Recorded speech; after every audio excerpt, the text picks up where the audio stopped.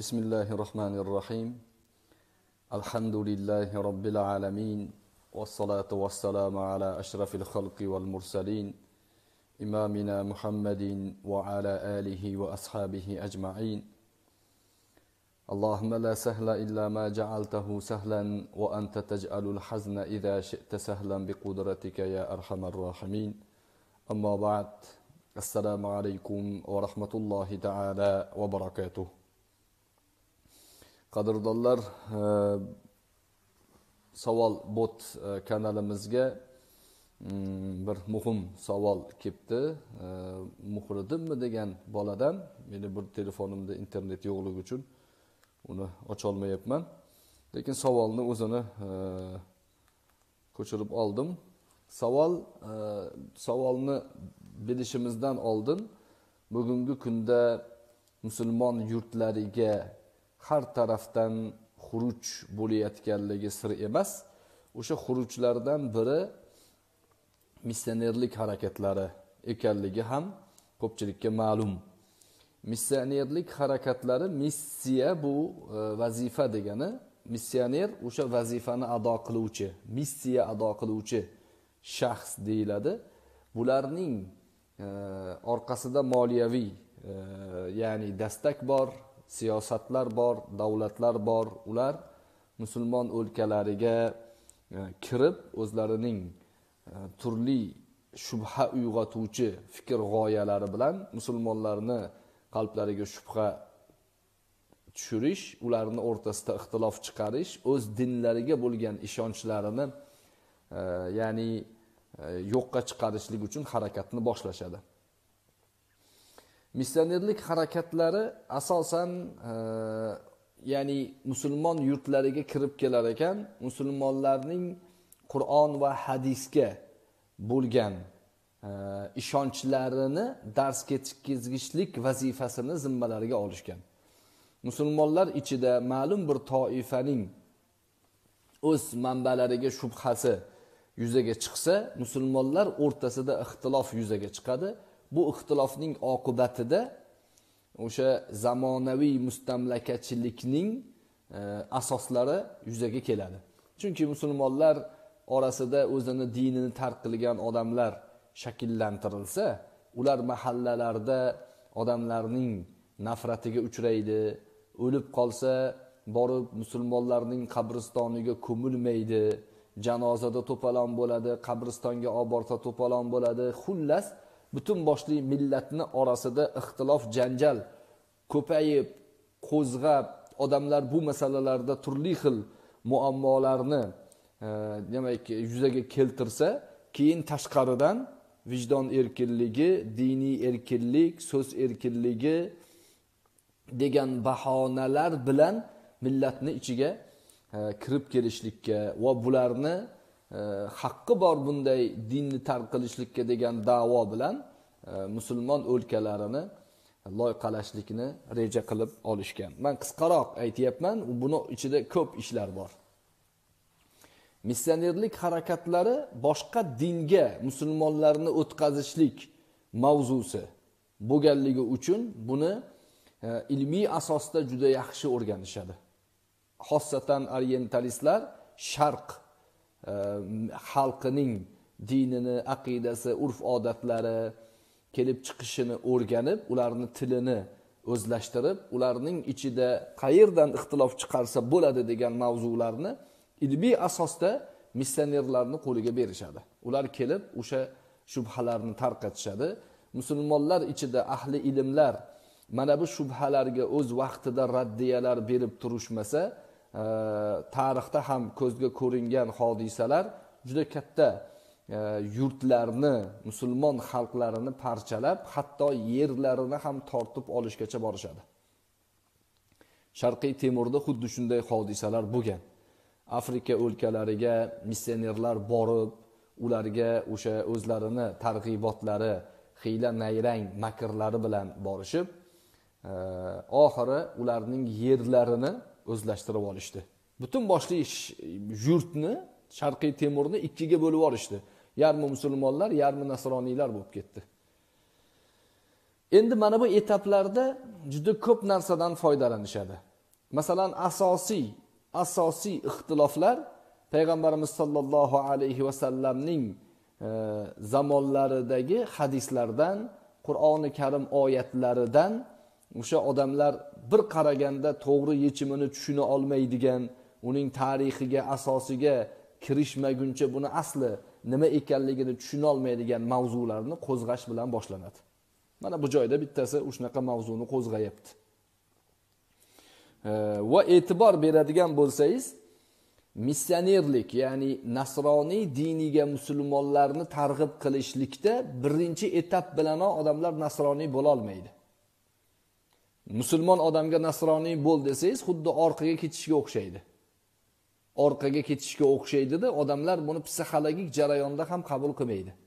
Ular nima qiladi? Avvalo musulmonlarni dahriy ateist qilishlikka harakat qilishadi. Maqsadlari shunaqa, yoki shia qilishlikka harakat qilishadi. Shunaqangi shubhalarni o'rtaga tashlashib, o'sha tomonga kuch-quvvat berishib, ular uchun har qanday musulmonlar orasida ixtilofga, kelishmovchilikka sabab bo'ladigan mavzu bo'lsa, bularni dastaklashadi.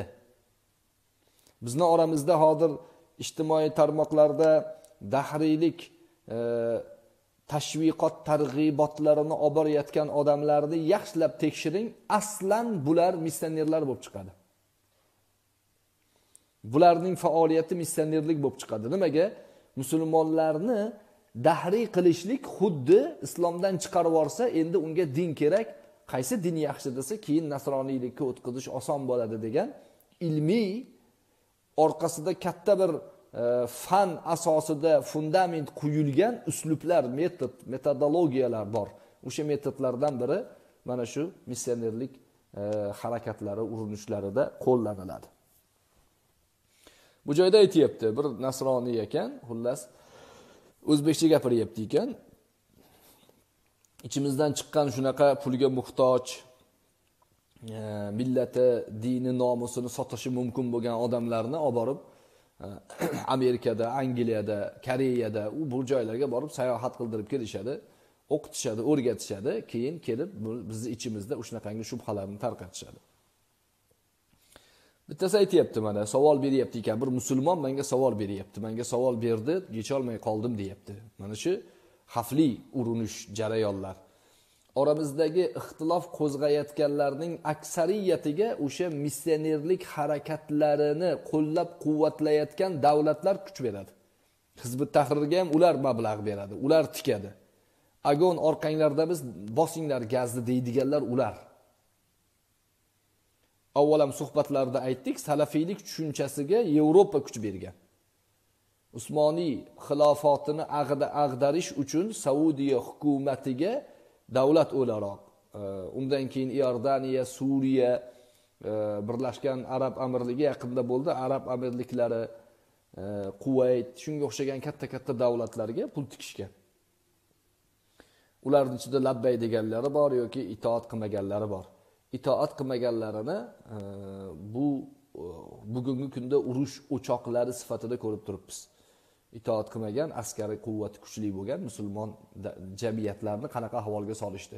Pul tikayotganlar, suvni boshidan loyiqalayotganlar o'sha missionerlik harakatiga pul tikayotgan davlatlar. Ularning aqida, e'tiqodi missionerlik harakatiga bog'liq, islomga bog'liq emas.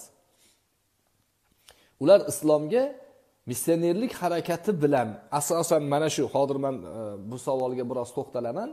Mana shu savolni berib, shu asosda harakat qilayotganlar asosiy roldagi odamlar shular. Bu yoqdagilar o'sha Abdulloh Zufar deysizmi, Mahmud Abdulmo'min deysizmi, yoki Besunnat Kamoliddin Yo'ldosh deysizmi, yoki dahriylar, bu Sherzod Turdiyev deysizmi, yoki so'z erkinligi deb bu xohlagan gapini gapirib musulmonlarning orasida ixtilof chiqarayotgan har qanday blogerlar deysizmi, hammasining asosiy g'oyasi oxiri missionerlarni oldini ochib berishga xizmat qiladi. Ular kirib kelib, keyin o'zlarining siyosiy, zamonaviy mustamlaka siyosatlarini olib borishadi. Shuning uchun birodarlar, mavzuda, maydonda bulardan ham ogoh bo'lishimiz kerak. Shialar, Hizbut Tahrir jamoalari, salafiylik tushunchalari, dahriylik harakatlari, sunnat inkorchilari, bularning barchasi avvalam aytganmiz, metodologiyada bir xil narsani qo'llashadi. Hammasida ulamolarga, imomlarga obro'sizlantirish kampaniyalarini uyushtirish bor. Biz bugun ulamolarni aytyapmiz, missionerlarni o'zi payg'ambar alayhissalotu vassalomga hujum qilishadi. Dahriylar, sunnat inkorchilari ham shu. Payg'ambar gapi kerak emas deydi sunnat inkorchilar. Dahriylar payg'ambar alayhissalotu vassalomni yolg'onchi deydi, o'zi to'qib olgan deydi. Xuddi dahriylarning uslublari aynan birda bir missionerlardan olingan. Missionerlarga bu ideologiya, bu ilmiy shubhali harakatlarni sharqshunoslar bergan. Mana shu narsalarga e'tibor berishimiz kerak. Savol beryapti ekan, payg'ambarimiz Muhammad sallallohu alayhi va sallamga birinchi vahiy kelganida nima uchun u kishini farishta bo'g'gan? Ya ayyuhal muzammil qumil layla illa qalila, ya ayyuhal muddaththir qum fa'anzir degan oyatlarning tafsirlarida ilk vahiy kelishining hodisalari zikr qilingan. Nabiy sallallohu alayhi va sallam Hiro g'orida tahannus ibodatini odamlardan ajrab, o'sha paytda Allohni yakka o'zigagina ibodatni qasd qilib g'orda o'tirganlarida Jibril alayhissalatu vassalam kelib Iqro dedi. Iqro deganda payg'ambar alayhissalom ana laysa biqori'in dedilar. Men o'qishni bilmayman dedilar. Men o'quvchi emasman dedilar. Shunda Jabroil alayhissalatu vassalom Nabiy sallallohu alayhi va sallamni quchoqlab, mahkam quchoqlaganlar. Hatto qovurg'alarim bir-biriga kirib ketganga o'xshadi deganlar. Nabiy sallallohu alayhi va sallam qo'yib yorganlarida yana titroq bosib turganlar, yana Iqro degan. Jabroil alayhissalom yana ana laysa biqori'in deganlar. Men qori emasman, o'quvchi emasman. Yana qattiq qisgan, uchinchisida keyin oyatning qolganlarini tilovat qilganlar. Birinchi 5 ta oyat nozil bo'lgan. Mana buni misol qilib aytayaptiki, nasroniy aytayapti. O'zbek tilidagi o'zbek. Nasroniy bo'lib olgan o'zbek musulmon bolamizni, bizni musulmonlarimizni shubhaga solib aytayaptiki, nimaga farishta u kishini qattiq siqadi?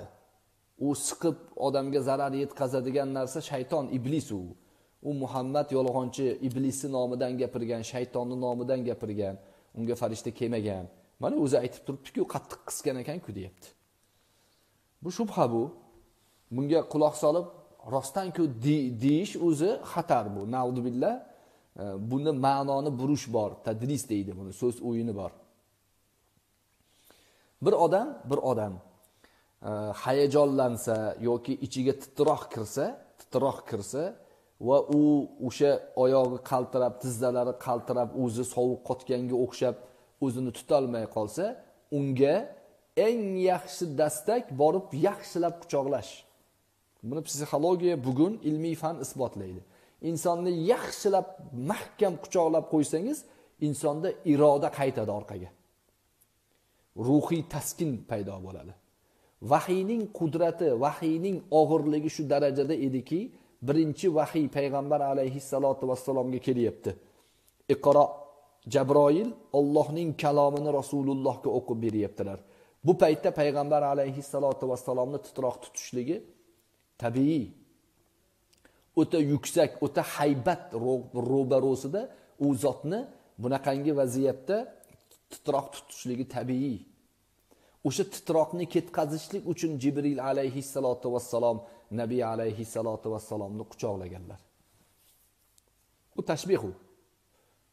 Qovurg'alarim bir-biriga kirib ketay dedi degani. Mahkam quchoqlasa bir odam sizni qovurg'alaringizni qarsillatib yorsa, u sizga ozor berish ma'nosida emas, mahkam turing degan ma'noda. U sizga dastak bo'ladi. Uni iblis, shayton qisgan degani u inkor teoriyasi bilan, shubha bilan, mana shu gapni gapirasizlar degan o'rgatilgan gap bilan gapiryapti. Lekin unda emas. vahiyga aloqador hamma mavzularni ko'tarib ko'rsangiz, vahiy kelayotgan zotning bunday kuchli, quvvatli, haybatli narsani qabul qilib olishligi og'ir bo'lishligini to'g'ri tushunasiz. Zayd radhiyallohu anhudan bo'lgan rivoyat bor. Vahiy nozil bo'layotgan paytida Nabiy sallallohu alayhi vasallamning oldilarida o'tirgan edim. Sonim u zotning sonlariga tegib turgan edi. Shunda birdan Nabiy alayhissalatu vassalomga vahiy tushib qoldi. Men qo'rqdimki, sonim yorilib ketarmikin deb qo'rqdim deganlar. Nabiy sallallohu alayhi vasallamga vahiy tushish holati, vaziyatini sahobalar ko'rardi. Sovuq ter chiqib ketardi payg'ambar alayhissalatu vassalomdan, xomush bo'lib qolardilar, o'ta og'ir vaziyatda bo'lardi. Va uni o'ta og'ir vaziyatlarini ham aytardilar Nabiy sallallohu alayhi vasallam. Buni o sharqshunoslar bugungi kungacha kelayotgan o'sha missionerlik harakatlarini dastaklovchi orqada turgan o'sha orientalistlar payg'ambar alayhissalatu vassalomni tutqanoqlikda ayblashadi. Lekin tarix mobaynida hech kim bu narsani isbotlab bera olmaydi. Tuhmat, inkor teoriyasi ustiga qurilgan gaplar xolos. U mahkam quchoqlab olishlik iblisdan bo'lgan degan gap, bu gapni o'zi iblisning gapi. Ilmiy asosi yo'q. Quchoqlab olishlik aynan ilmiy asosga mos o'zi aslida. Payg'ambar alayhissalatu vassalom o'sha vahiyni qabul qilib olib uyga borganlaridan keyin Hadicha onamizga dassiruni deganlar. Zammiluni meni o'rab qo'yinglar deganlar. O'sha titroq yana paydo bo'lganligi uchun. Va o'sha titroqdagi turgan odamga eng birinchi tez yordam uni mahkam quchoqlab qo'yish. Bugun ham masalan bir odam bir kishi bilan ko'rishib qoldi, masalan deylik, bir vaziyatki hayajonlanib shunaqa titroq tutsa bir odamni, borib mahkam quchoqlab qo'ying, yaxshi bo'lib qoladi. Bu birinchi yordam bu. Buni nasroniylar bunaqa gaplarni gapirib bizni dinimizga shubha uyg'otishlikka kuchi yetmaydi. Buni biz aytib turishligimiz aynan zarurat ekan. Chunki yana qaytib aytaman, bizni dinimizda ixtiloflarni qo'zg'ab, musulmonlarning orasida urushlarni ro'yobga chiqarishlikka urinayotganlar boshida missionerlar turadi. Boshida. U missionerlarning orqasida o'sha aytganimizdek haligi Mussolinilarni, Italiya, Angliya, Yevropa siyosatlari turadi. Bu siyosatlar o'sha mana shu missionerlik harakatlarini orqasidan qurol va yarog' bilan kirib kelishadi. Qani bitta diniy erkinlik deb keyin davlatlarni bo'lishadi. O'sha dahriylik harakatlari, mana hozir Sardor Salimga o'xshagan dinni reforma qilishimiz kerak deb Yevropa tushunchalarini din, islomga, ya'ni boshqaruvchi fikr sifatida tiqishtirmoqchi bo'layotganlar ham o'zi biladimi, bilmaydimi, o'shalarning gadoyvachchalari, malaylari bo'lib xizmat qiladi xolos. Boshqa gap yo'q. Buni ilmiy asoslarini tarixda ko'rilgan, bugun ham shu bor, bundan keyin ham shu bo'ladi. 1400 yildan beri islom ummatiga ixtilof qo'zg'ashlik uchun asosiy hujumni shular ro'yobga chiqargan. Eng katta yutuqlari shialar bo'lgan. Eng katta yutuqlari. Ularni ham dastaklagan orqasida shunga o'xshagan odamlar, tashkilotlar, davlatlar, jamiyatlar bo'lgan. Ikkinchi savol qarang. Payg'ambar alayhissalomning o'qishni bilmasliklarini Alloh bilmasmidi degan savol. Nimaga desa, iqro deyapti, o'qi deyapti. Payg'ambar alayhissalom o'qishni bilmaydilarda, Nabiy sallallohu alayhi vasallam o'qishni bilmaydilarda, oyat o'qi deb tushyapti. O'qishni bilmagan odamga o'qi deyish, Alloh uni bilmaydimi o'qishni demoqchi. O'zicha mantiqda o'qiyapti. Vaholanki muxbirning xabar berishdan ko'zlagan maqsadi avvalo qarshisidagi odamni johil bo'lsa ham olim o'rniga qo'yish maqsadi ham bo'ladi. Buni mantiqda buni alohida o'rgatadi. Fan bu. Mantiq fanida, balog'at fanida xabar beruvchidan birlamchi ko'zlangan maqsad qarshisidagi odamga bir ma'lumotni bildirish. Ikkinchidan o'sha ma'lumotni o'zi ham bilishligini bildirish. Ba'zan qarshisidagi odamga olim bo'lsa ham johil o'rniga qo'yib gapiradi. Masalan, bir odam o'zini otasini behurmat qilayotgan bo'lsa, unga qarab otang deydi. Otasini behurmat qilayotgan odamga bu seni otang deydi. U odam o'zini otasini haqiqatda uni otasi ekanligini biladi. Lekin o'sha otasiga munosabatini noto'g'ri qilayotgani uchun uni johil o'rniga qo'yib, otang bu deb tanbeh o'daroq aytilyapti. Bu adabiyotda, muomalada, mukolamada bor narsa. Payg'ambar alayhissalatu vassalom o'qishni bilmaydilar, lekin Alloh taolo u kishini bundan keyingi jarayonlarda butun ummatning ustozi bo'lishlarini bilgani uchun o'qing deyapti. O'qishni bilmayman desalar o'qing deyapti. Va payg'ambar alayhissalatu vassalom o'sha kundan boshlab qiroatni boshlayaptilar. O'qish, kitobga qarab o'qish ma'nosi yo'q o'tda. Buni bir qancha ma'nolar bor. O'qing, ummatning ham kelajakda o'qishga bo'lgan tashviqiga buyruq bu va islom ummati o'qish ummati, o'quvchi ummat ekanligi, keyin butun ummatlarga o'qituvchilik qiladigan ummat ekanligiga ilk mujda u oyatlar. Payg'ambar alayhissalatu vassalomning holatini bilganligi uchun 3 marta o'qing deyapti. O'qishni bilmayman desalar ham o'qing deyapti. Buni Alloh bilmagan narsa bilmasmidi degan savol, bu ilmni bilmagan payg'ambar sallallohu alayhi va sallam ga tuhmat toshini otayotgan odamlarning bu shubhalari o'zlarining jaholatlaridan kelib chiqqan. Agar insof qilishsa, insof qilishmasa maxsus tuzoq bo'lar. Shubhani tashaydi, shubhaga ilingan odamlarni islomdan sovutish rejasini amalga oshirishadi. Ikkinchi, uchinchi etap yuqorida aytganimizdek, o'sha missionerlik harakatlarini rejalarida bor.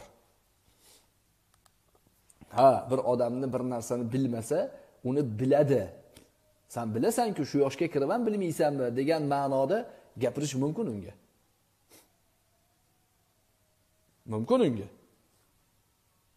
Masalan, bir odam bozorda yuribdi. Bozorda yuribdi. Unga dollar kursi qancha bo'ldi deysiz? Uni dollar kursini bilmasligini bilsangiz ham, sen bozorni odamisan, kursi bilib qo'y degan tanbih ham bo'lishi mumkin unga. Shu ma'noda ham gapirish mumkin. Jumlani bu tarzda tuzish ham mumkin. Ya'ni bu ilm bu. Bu ilm asosida Qur'oni Karim Nabiy alayhissalatu vassalomni o'qishni bilmasliklarini Alloh subhanahu va taolo bilsa-da o'qing dedi. Va dar haqiqat 23 yil butun ummatga oyatlarni o'qib berdilar. Va u 23 yildan keyin to qiyomatgacha bu ummat butun insoniyatga haqiqatlarni o'qishda davom etadi. Buni hech qanaqangi shubhali joyi yo'q.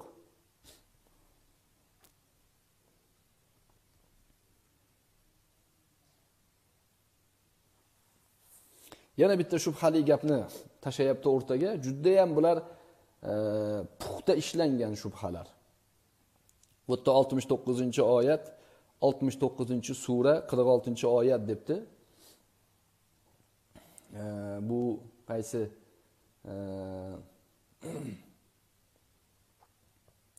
laqata'na minhu bil watin oyatida vallohu alam. O'sha agar biz aytgan narsani o'zgartirsangiz, payg'ambar alayhissalatu vassalomga oyat, sizni shoh tomiringizni kesamiz degan oyat bor. Shoh tomirni kesishlik haqida. Bu oyatni olishganda sahih rivoyatlarda kelgan, Imom Termiziyda, Imom Ahmadda kelgan yoki Imom Muslimlarda kelgan rivoyatlar bor. Nabiy sallallohu alayhi va sallamning zaharlanish hodisalari. Nabiy sallallohu alayhi va sallamni zaharlagan Yahudi kampiri o'sha u zot yaxshi ko'rgan qo'yning qo'lini pishirib qo'yadi zaharlab. Shunda u zaharlangan ovqatni endi yeyishni boshlaganlarida qo'y o'sha go'sht tilga kirib aytadiki, meni yemang, men zaharlanganman deydi.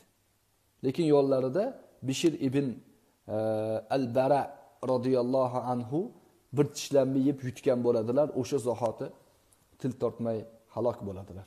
Zahar juda kuchli zahar bo'ladi. Nabiy sallallohu alayhi vasallam tishlagan joylarda o'rniga qo'yadilar.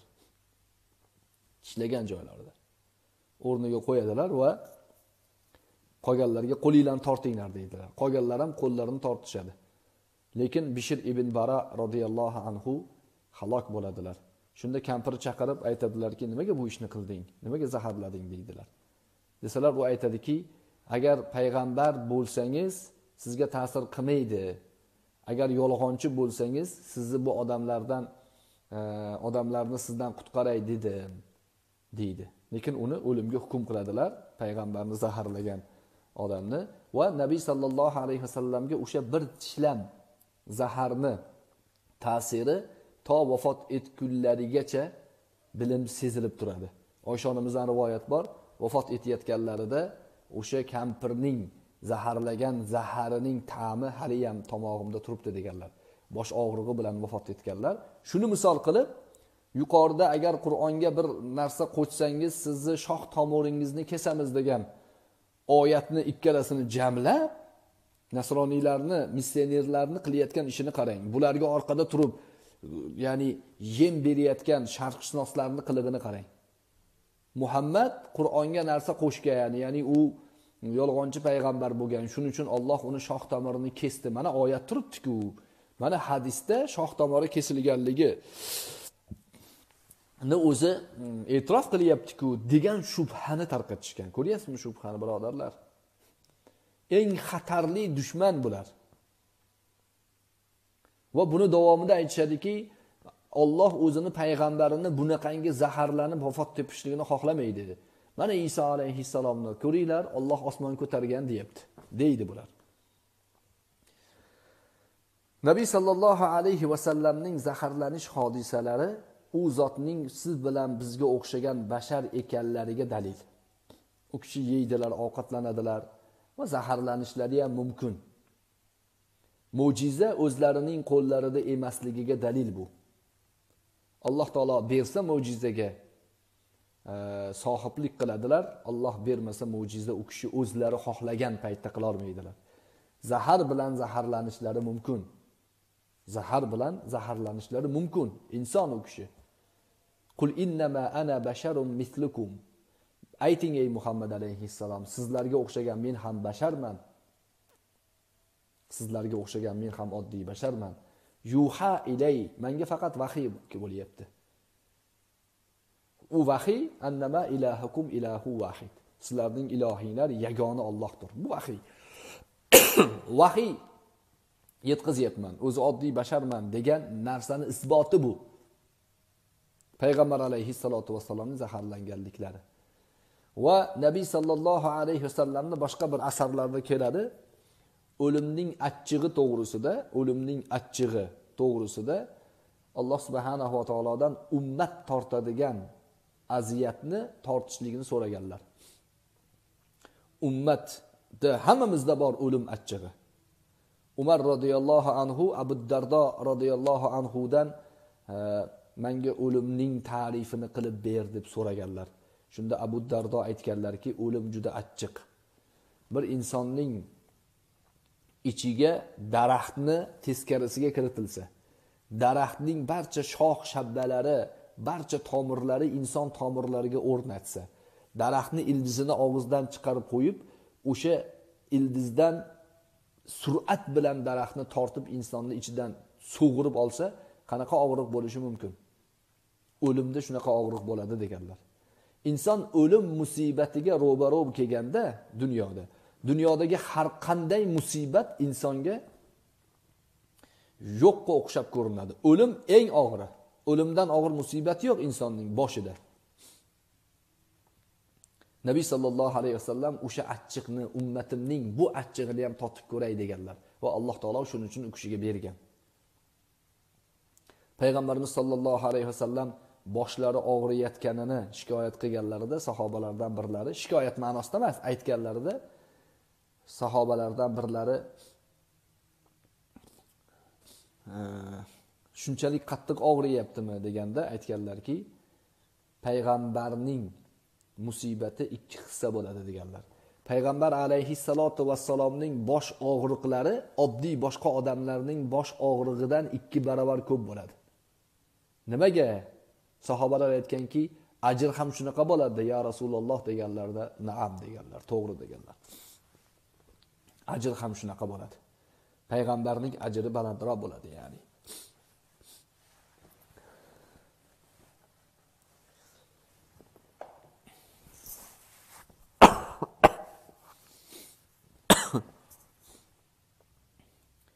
Demak, o'sha achchiqni totdilar.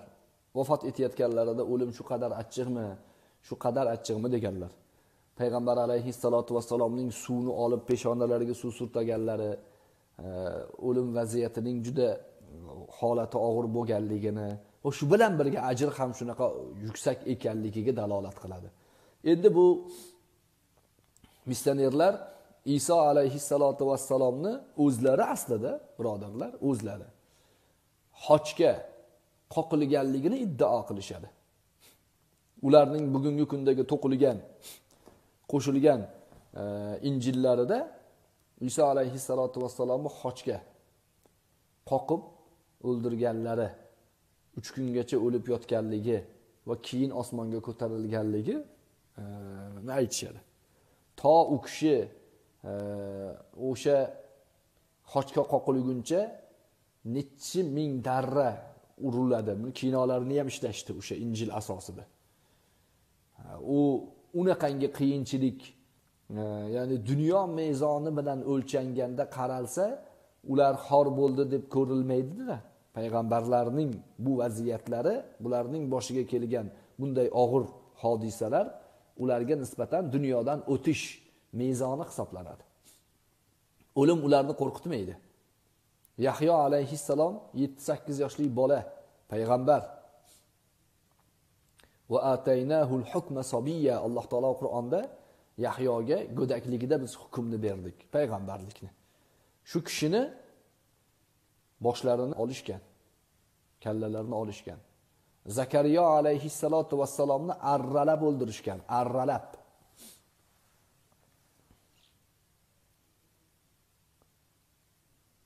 Qancha payg'ambarlarga bunaqa musibatlar bo'lgan. Bu musibatlar ularni dunyoda Alloh ularni yomon ko'radi degan gapga asos bo'lmaydi. Alloh subhanahu va taoloning bandani yaxshi ko'rish, yomon ko'rishligi uning taqvosi, iymoniga bog'liq. Uni boshiga kelayotgan musibatga emas. Inson kambag'al bo'lib qolsa, Alloh meni yomon ko'rdi, boyib ketsa Alloh meni yaxshi ko'rdi deyishligi noto'g'ri.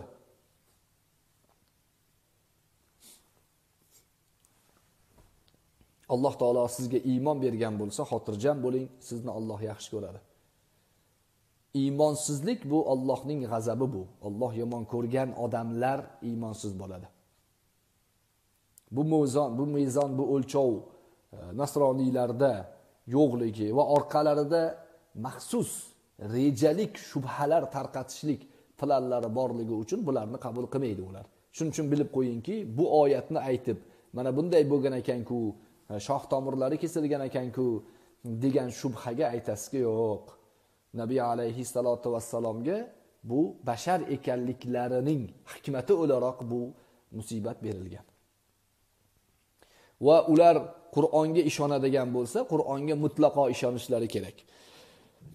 O'zlariga kerak joyini olib, mana Qur'onda shunaqa deyilgan-ku deb o'zlariga xos bo'lgan, ya'ni o'z faoliyatlarini oqlash uchungina kerak bo'lgan oyatdan foydalanishlarini cheklash kerak.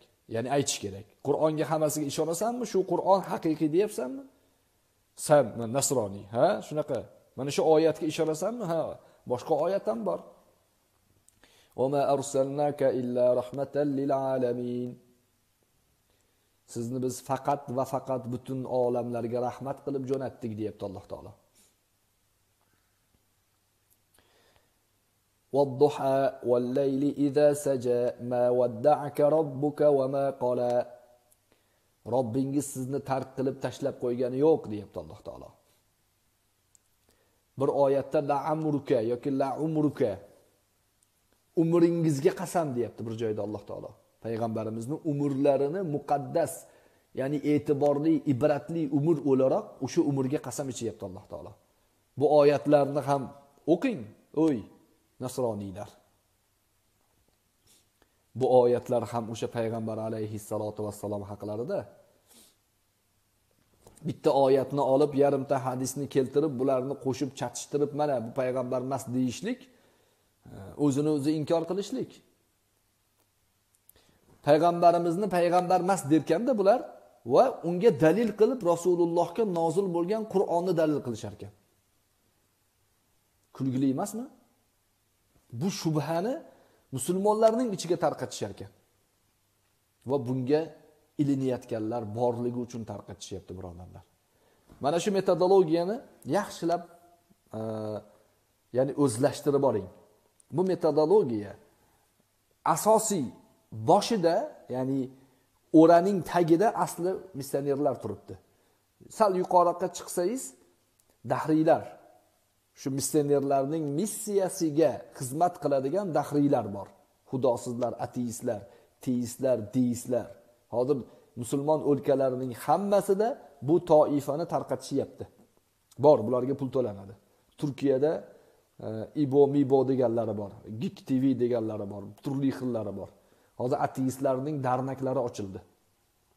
Ateistlar, dahriylar o'zlariga ya'ni jamoatlar, fondlar qurishyapti. Buni moliyalashtirishyapti. Yaqub degani bor, o'sha nomi Yaqub, dahriy, deist. Ya'ni Ibrohim degani bor, ismlarini qarang. Bular ham deist. Bularga sal yana yuqori ko'tarilsa, o'sha uslub bir xil. Islomga, dinga, payg'ambar alayhissalotu vassalomning sunnatlariga shubha uyg'otadiganlar. Besunnatlar bor, sunnat inkorchilari. Turklarda me'alchilar deydi, Qur'oniylar, Misrda tarqagan, Hindistondan boshlangan bir qancha joylarda bor. Bizda ham ko'p harakat qilayotdi. Alhamdulillahi robbil alamin zafar topmadi. Qur'onda yo'q narsa hammasi halol deb yurgan Kamoliddin Yo'ldosh bo'ldi, o'ldi, tamom. Hech kim gapiga quloq solmay qo'ydi. Nabiraga ham uylanish yo'q Qur'onda. Unda nabiranga uylanish joizmi desak, nima deb qoldi? Tutqonaga tutib qoldi xullas. Dahriylikdan biroz ko'tarilsa bular yuzaga chiqadi. Undan keyin yana ozgina ko'tarilsa mazhab inkorchilari, Qur'on inkorchilari, sunnat inkorchilari, mazhab ulamolar inkorchilari va mutlaq hech kimga gapini tan olmaydigan, faqat shu Taqiyyuddin Nabahoniyning gapini tan olamiz deydigan hizbiylar. Uslub, metodologiya, urinish, harakat, tuhmat, shantaj, montaj hammasi bir xil. Metod bir xil. Islom ummatining ichida shubha uyg'otish, musulmonlarni qoloqlikda ayblash, xorlikka nisbat berish. Bu usullar bilan islom ummatidan ajrab chiqib, o'shalarga xizmat qilish ichimizdan chiqyapti, afsus birodarlar. Buning sababi nima? Ulamolarimiz bir ovozdan, xossatan ustozimiz Shayx Muhammad Sodiq Muhammad Yusuf rahimahulloh aytardilarki, diniy savodsizlik buning musibatning asl, ya'ni diagnozi shu. Bularga qo'yiladigan tashxis shu. Diniy savodsizligimizni barham toptirishimiz kerak, kitob o'qishimiz kerak, kunlik ma'lumotimizni oshirib borishimiz kerak. Ma'ruza eshitish manfaati bordir albatta inshaalloh, lekin bu gina kifoya qilmaydi.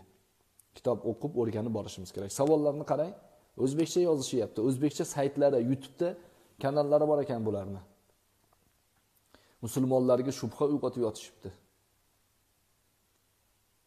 Bularni demak tushuntirishimiz kerak. İçimizdagi bu shu havorij tushunchalar ham aynan shu shubhalarga ustiga qurilgan. Ular ham shu payg'ambarning merosxo'rlarini, ulamolarini haqorat qilishdan boshlashadi. Sionizm tashkilotini targ'ibotlarini islomiy targ'ibot qilib tarqatishyapti. Abdulloh Zufarni qo'ydim postini. Bitta rolik ham qilganmiz, u ham YouTube'ga qo'ysak kerak.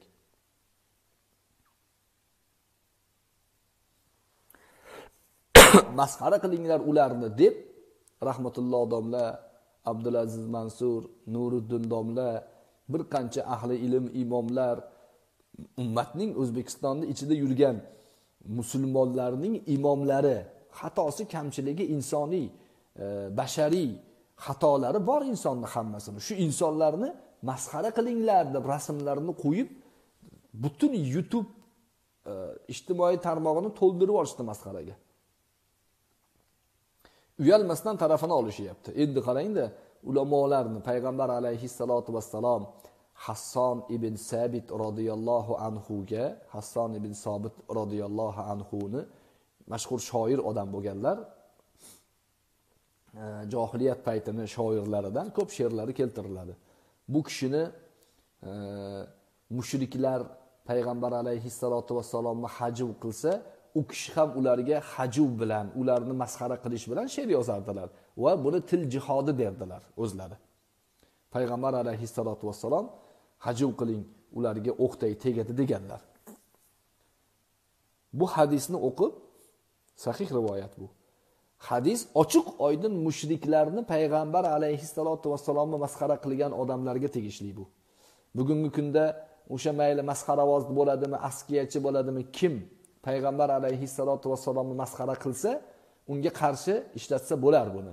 Lekin Abdulloh Zufar buni aytgandan keyin o'sha saroy mullalari deb butun O'zbekistonning ichidagi ahli ilm bormi, u imom bormi, hammasini bitta qolipga solib shu hadisga tushirishyapti. Jinoyat bu ishni 100 yil mobaynida Sionizm tashkiloti qo'lidan kelgancha amal qila olmay qolgan. Ya'ni u tashkilot natijaga erishmagan, bular erishishga harakat qilishyapti. Hozir rasmlarni montaj qilib, domlalarning rasmlarini montaj qilib, DXX, NXX qilib tarqatishyapti. Kufr amallar, asli tagini ko'rsangiz montaj qilishyapti, kufr amallar. Aytayotgan gaplarimizni kesib boshqa ma'noga burib tarqatishyapti. Kufr amallar o'sha missionerlarning uslub metodologiyasining ayni birda biri, bir xil. Dinga xizmat deyishyapti buni. Dinga xizmat deyishyapti. Bularning tushunchasida ularni basharasini ochib qo'yishlik bu xuddi zolimga xizmat qilish. Ular adolat mezoni o'zicha. Ularni xohlagan gapini gapirib bermaganimiz uchun bizni saroy mullasi deyapti. Saroyga mutlaqo aloqamiz yo'q-ki bizni. Saroyni orzu qilgani uchun bizni saroy bilan ittihom qilishyapti. Bizni saroyga aloqamiz yo'q. Lekin ular xohlagan gapni, ular aldayotgan yolg'onchiliklarini biz tan olmayapmiz. Butun musulmonlarni ogohlantiryapmiz. Alhamdulillah, hozir yoshlardan juda ko'pchilik shaxsan so'rashyapti. Ilgari eshitib ketishavergan, hozir so'rashyapti. Haqiqatni bilishyapti. Sahyuniy donishmandlarining protokollari 17-bandida vijdon erkinligi butun dunyoga tarqatiladi. Shu vijdon erkinligini bahona qilib, so'z erkinligi, hurriyatut ta'bir arablarda. So'z erkinligi bahonasi bilan payg'ambarlarni haqorat qilinglar, mullalarni so'kinglar, masxara qilinglar. Masxara qilaversanglar, odamlari ichida ularni haybati yo'qoladi. Haybati yo'qolgandan keyin dinini obro'sizlantiramiz. Nasroniylarni mana shunday qilib cho'ktirdik degan. O'sha bandda turibdi 17-bandida.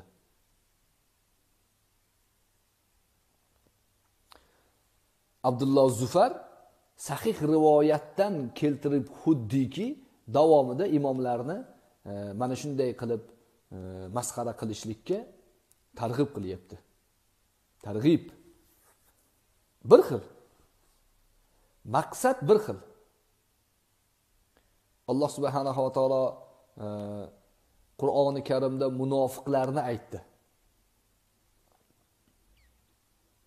Va idza khalaw ila shayatinihim qalu inna ma'akum innama nahnu mustahzi'un dediya. Munofiqlar o'zlarining shaytonlari bilan alohida qolishsa, aytishadiki, biz sizlar bilanmiz. Biz ularni masxara qilyapmiz, xolos deyshadi. Faoliyatning naqadar jirkanch ekanligini qarang. Hasson ibn Sobitga aytgan radhiyallohu anhuga Nabiy sallallohu alayhi vasallam aytgan gap 100% mushriklarga qaratilgan. Bugun endi ba'zi imomlarni yoqtirmay qolsa, o'zicha, mana masalan rahmatulloh domlani nimaga qattiq tashashyapti? Birinchi gapi, o'sha ommaning ichida ko'p, ya'ni munozara, muzokaraga sabab bo'lgan gapi o'sha tug'uruqxonada ayollar ishlasin dedi. Tug'uruqxonada ayollar ishlasin, erkaklar ishlamasin dedi. Mana musulmonmisiz? Musulmonsiz, alhamdulillah. Bu gap musulmon erkak uchun to'g'ri gapmi? To'g'ri gap. Buni qayerda noto'g'ri bo'lishi mumkin? Noto'g'ri emas. Mana shuni ginekolog domla deb masxara qilishyapti. Endi nima deysiz? Mana bu joyda Jamshid degan bitta profil tarafini olyapti, Zufar Havorichni. Sizga savol, Jamshid. Rahmatulloh domlani o'sha roddomlarda, tug'uruqxonalarda erkaklar ishlamasin, ayollar ishlasin degan gapini ommaga olib chiqishib, ozodlik olib chiqdi, boshqa joylarga olib chiqishib, mana shu Mir Rahmatga o'xshaganlar, shunaqalar ginekolog domla deb masxara qilishyapti. Masxara qilinglar degan gapga amal qilishyapti.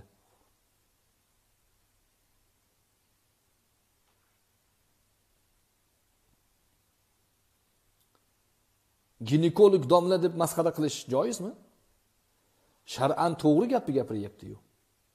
Qani bitta saroy mullaligi, qani bitta shariatni o'zini, ya'ni nafsiga burganligi yo'q. To'ppa to'g'ri gapni gapiryapti. Qabul qilish kerak. Musulmon odam samimiy bo'lsa qabul qilish kerak. Yo'q, ularda buyurtma bor. Masxara qilinglar, tamom. Shularni rasmini qo'yib qo'yib masxara qilinglar. Matn bir xil. Sionizm bilan bir xil, sahyuniylarning donishmandlari bilan bir xil.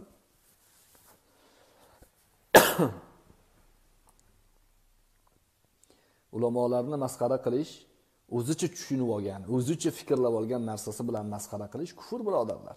Amali kufr uni. O'zini ta'vili bo'lishi mumkin.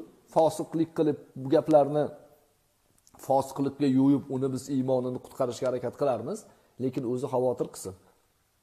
Bu oqibati yaxshi emas. Missionerlik tashkilotlarining o'rtaga tashayotgan, ya'ni urinishlarining uslublari qatorida gapiryapman buni. Yuqoridagi shubhalarni ko'rdinglarmi? Bu shubhalarning oqibatlarida islom ummatining ichida ixtiloflar chiqarish, janjal, har turli gaplarni amalga oshirish va natijada islom ummatini quvvatini sindirishga urinishyapti. Lekin alhamdulillahi robbil alamin, Haq subhanahu va taolo Qur'oni Karimda inna nahnu nazzalna zikra va inna lahu lahafizun dedi. Albatta biz Qur'onni, zikrni deyapti Qur'on, zikrni o'zimiz nozil qildik. Albatta biz uni o'zimiz asraymiz, muhofaza qilamiz dedi. Zikrdan murod, birodarlar, Qur'oni Karim, albatta. Undan tashqari sunnati saniyya, Rasululloh sallallohu alayhi vasallamning sunnatlari, shariat maqsadlari deyiladi. Shariatning 23 yilda barpo bo'lgan asoslari qiyomatgacha mag'lub bo'lmaydi. Buni muhofazasini Robb taoloning o'zi olgan zimmasiga. Faqat bunga xizmat qiladigan zotlarni chiqaradi yer yuzida. Qadimda o'sha Ibn Siringa o'xshagan, Avzoiyga o'xshagan, Sufyon Savriy, Sufyon Uyayniyga o'xshagan, Abu Hanifalarga o'xshagan, Imom Shofiy, Imom Maliklarga o'xshagan hadis, ya'ni mavzusida Buxoriylarga, Madiniylarga o'xshagan zotlar, Ali ibn Madiniylar, Termiziylar, ya'ni Nasaiylar bir qancha ulamolarni chiqardi. Bu zotlar to qiyomatgacha o'zlaridan ya'ni karvon o'laroq merosxo'rlarni, davomchilarni qoldirishadi. Qiyomatgacha bu ummat ideologiya, g'oya ma'nosida mag'lub bo'lmaydi. Lekin qarshi tomon ko'p. Ahli sunna val jamoa yagona. Bitta yo'l. Haq yo'lda davom etadi. Lekin atrofida uni xavorij bo'lmi, hizbiy bormi, dahriy bormi, missioner bormi, siyosatchi bormi, kim bo'lsin, hammasi ahli sunnaga yopishadi. Ahli sunnani tiz cho'ktirsak, marra bizniki deyishadi. Shuning uchun bu narsalardan ogoh bo'lishimiz kerak. Ularning shubhalarini o'qib jim yuravermasligimiz kerak. O'rganishimiz kerak, ahli ilmlardan so'rashimiz kerak va o'rnida, vaqtida javobini berishimiz kerak. Birodarlar, suhbatni shu joyda yakunlaymiz. Savol-javoblarga o'tishlik biroz shamollabman. Bizda ozon ham aytdi xuftonga. Ofisizmi deyishibdi. Ishxonamiz bu Mahad. Oliy Mahadda shu xona bizga tegishli hozir inshaalloh, ya'ni talabalar bilan bu yerda darslarimiz, boshqa narsalarimizni qilamiz. Haq subhanahu va taolo barchalarimizni haq yo'lda qadamlarimizni sobit qilsin. Dinimizni o'rganib, unga amal qilib borishligimizda o'zi kuch-quvvat ato qilsin.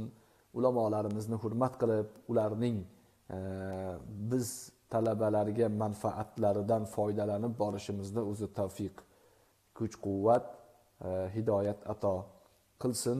Subhanakallohumma va bihamdik nashhadu an la ilaha illa anta va nastaghfiruk va natubu ilayk. وآخر دعوانا عن الحمد لله رب العالمين. السلام عليكم ورحمة الله تعالى وبركاته.